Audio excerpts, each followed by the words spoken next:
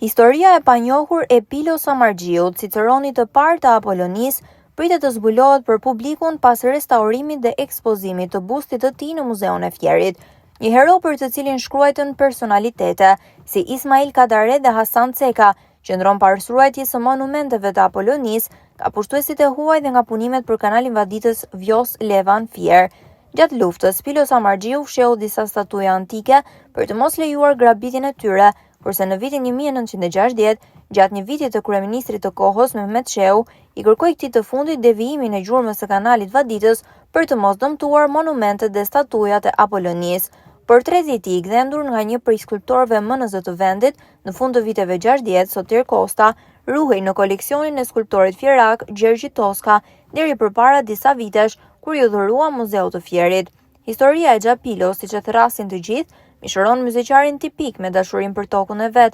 veçanërisht atë të Apollonisë. Drejtori i Muzeut të Fierit, Ilirian Gjika, shpreson që pas restaurimit të bustit të tij, i ruajtur si një amanet nga themeluesi i Shkollës së Skulpturës në Fier, të ekspozohet në pavionin e arkeologjisë për të rrëfyer historinë e panjohur për heroin e Apollonisë. Sotir Kosta, një emër i njohur, një skulptor dhe restaurator, ish drejtor i Institutit Monumenteve të Kulturës, që ka bërë një punë shumë të madhe në restaurimin, jo vetëm të mozaikëve, por dhe të gjitha objekteve të gjetura nga gërmimet arkeologjike në të gjithë Shqipërinë. Historia e saj është e veçantë. Sotir Kosta e ka punuar duke patur Pilo Samargjiun Xhapilon si model të gjallë përballë tek lisi i dikurshëm i Apollonisë, u dogj nga rrufeja në qendër aty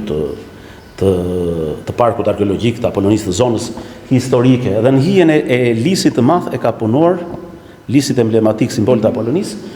portretin e Xhapilos. Pra, kjo vepër Xhapilua është rikthyer përpara domethënë është vendosur në Muzeun e Fierit, është rikthyer në vëmendjen e publikut përpara disa vitesh, kur një tjetër njeri me kontribute në Fier, Gjergj Toska, themeluesi i shkollës, po themi në thonjza fierake të skulpturës, ish drejtuesi i Galerisë së Arteve, një nga themeluesit e shkollës artistike Jakov Xoxa, të degës artistike dhe të drejtimit artistik dhe të degës skulptur, i cili e posedonte në koleksionin e tij dhe e dhuroi, por me një rezervë, do të më presësh pak kohë, më tha, që të saktësoj dhe autorin, dhe pastaj pas një viti mori telefon dhe mund ta deklarosh që është e Sotir Kosta.